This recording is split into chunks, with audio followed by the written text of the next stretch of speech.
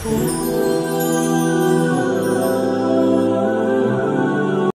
مهربان میگه که وقتی یک زنی را تو برای زندگی انتخاب میکنی، مثلا این خواهر ما را شما برای زنی انتخاب کردین، خداوند میگه که وقتی انتخاب که کردی با این میگه باید تو مناسبت بهترین داشته باشی. این بالمعروف باید مناسبت میگه در زندگی بسیار نیک باشه. معاملت میگه به نهایت باید خوب باشه. با کلان سالان میگن کن تقرب تا توانی که ایشانن آگاه از جوانی. ولی همین زندگی خوب دادر عزیز آدما دعا کنن باید که خدای ما را زندگی خوب بده.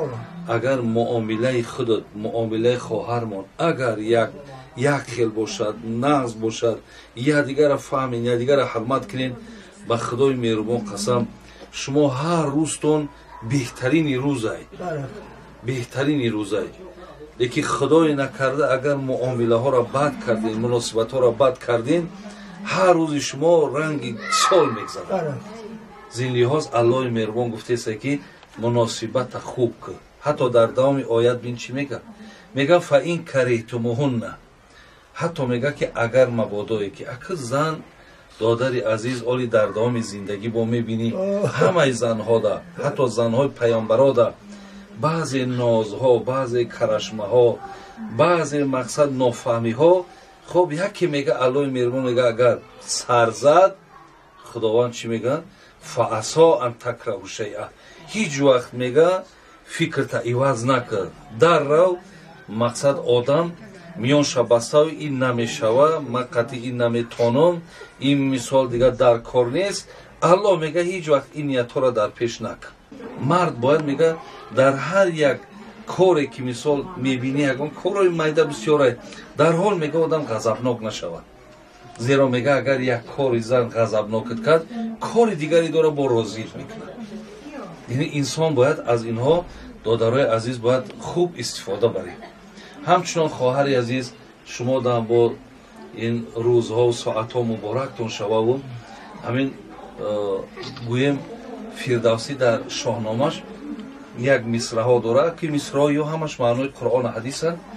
میگد که بهین زن در جهان آن بود که پیوسته با شوی خندان بود. مگو این سخن را نه پا و سر است، حدیث و سخنهای پیغمبر است. فردوسی میگه من بگم تا که بهترین زن کدام زن است. این آزی بچه های ما را اگر بگوید انا چخیری زن میگیری یا مالدار میکوه یا جمالدار میکوه یا پشتش پدرش اولادش با قوت باشه و خب مردم این خیلی اهمیت میده. لیکن حضرت فردوسی را بین میگه بهترین زن همون زنی هست که پیوسته با شوی خندان بود، اگر به شرطی که رضاگی شوهرش دریافته. رضاگی شوهرش مثال همیشه در تکاپو به دست آوردن رضاگی شوهرش عزیزای خدا میگن این بهترین زن است. قبلا برادر عزیز شاداماده دادر ما عبدالواحده خدای مهربان تویش مبارک بگردانه و آن دعای زیبایی که پیامبر گرامی برای چی بچه های زنگیر و چی خواهرهایی که شوهر میکردن همچون یک هدیه تویانه بارک الله لک و بارک علیک و جمع بینکم فی خیر. الله مهربان جمع داده رو این خواهر ما را جمعی با خیر و با سعادت بگردانم. خداوند از بین اینها فرزندای خوب، فرزندای نیک، فرزندایی که برای پدر و مادر همچه یک صدقه جاریه باشند خداوند به وجود بیاره. و اینجا اکثری دادرای ما هم که در این محفل حضور دارند اگر بیزن باشند خدای مهربان صاحب زنهای صالحه و خوبتان بگرداند و خدای مهربان این محفلهای خوب خیره نصیبی خاندان هر کدام شما هم بگرداند. اللهم ارنا الحق حق وارزقنا اتباعه و ارنا الباطل باطل وارزقنا اجتنابه. آمین یا رب العالمین. بار دیگر مبارک باشه عبدالواحد.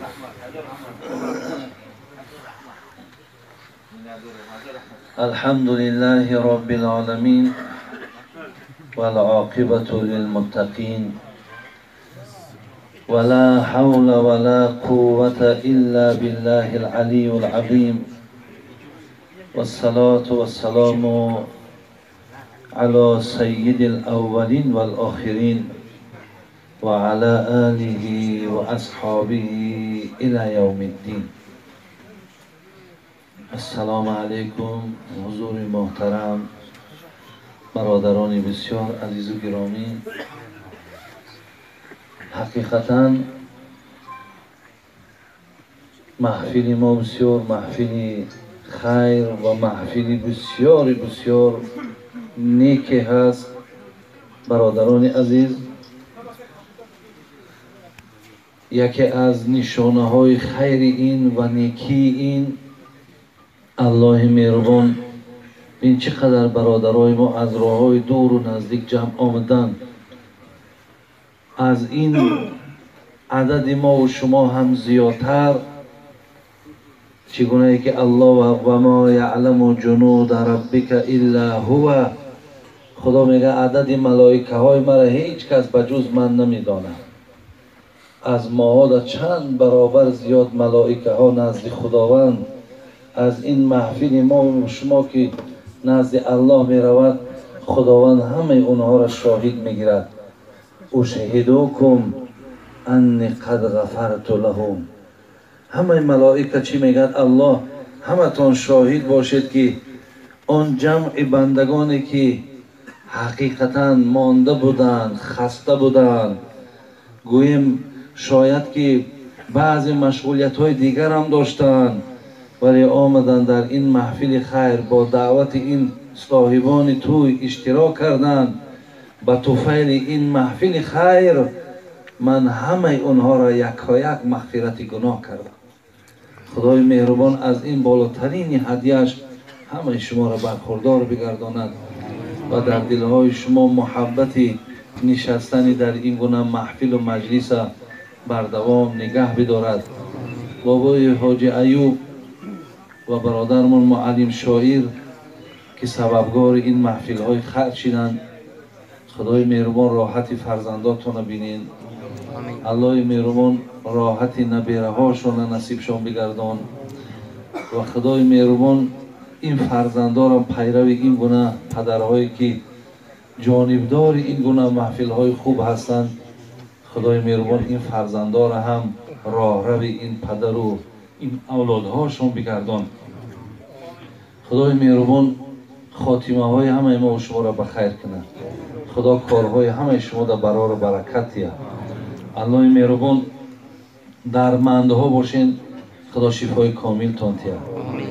گذشتگانی که از ما و شما هستند خداوند رحمت و مغفرت چون کنه و الله مهربان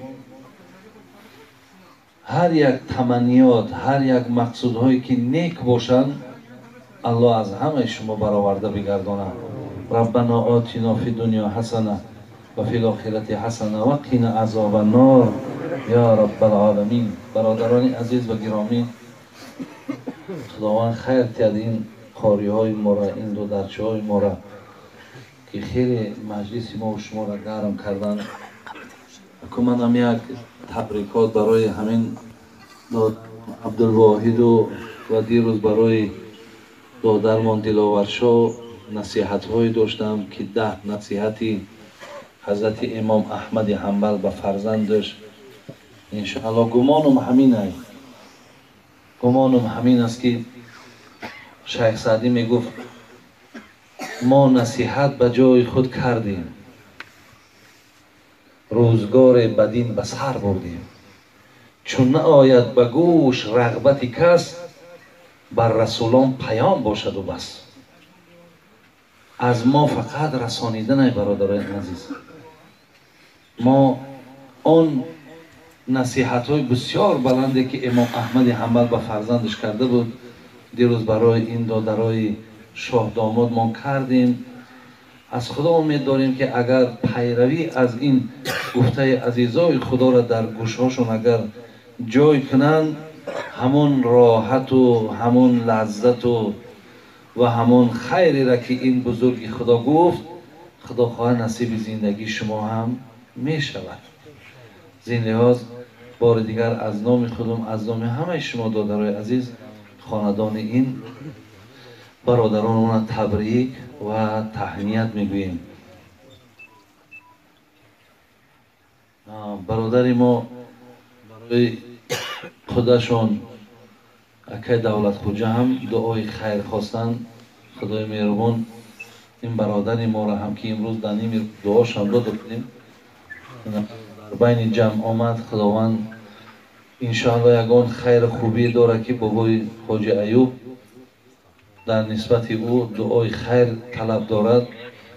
خدای مهربان هر یک گمان ها و نیت های نیکی را که در دل بابای حاجی هست، خدا با برادر ما اکای دولت خوجه هم نصیب گرداند. برادران عزیز، اکنون من برای شما اندک یک نصیحتی را گوشزد میکنم و بعدا خدا خواهد باز چی نصیحتی که اینجا دا برادرای ما دوام مجلس چیزی که گویم. من سخنهای بسیار بلند حضرت امیر سید علی حمدانی خدا رحمتشون کنه در شهر کولاب خوابند. خیلی شخصیت خدمت کرده و بسیار نامشان گوییم با آب طلا نویسانده شده. خوش به حالشان که این از عمرهای اونها هزارها سال گذشته است، در مجلس ما نامی اونها یاد می شود.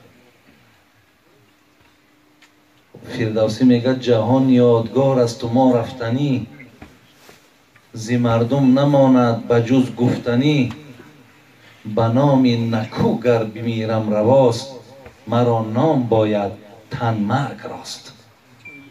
حقیقتا خوش به حال آن کسانی که از پشتشان نام خیر باقی میماند. ببینید خوش به حال اونها که وقتی که یک کس از دنیا میگذره و میشنوند، شاید آبی چشم هم کنند یا شاید گویند خداوند رحمتش کنه، چه آدمی شریف بود، چه آدمی خوب بود. از آن جمله ما عزیزای خدا را بینیم که بعد حیات 1000 سالشان به خاطری که یا از اونها خیلی زیاد باقی مانده است، نام اونها اینجا نام برده می شود. حضرت می گفت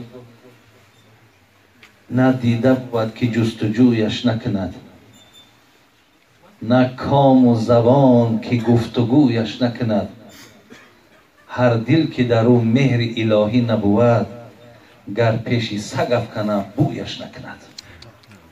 حقیقتا برادران عزیز، همین دیده که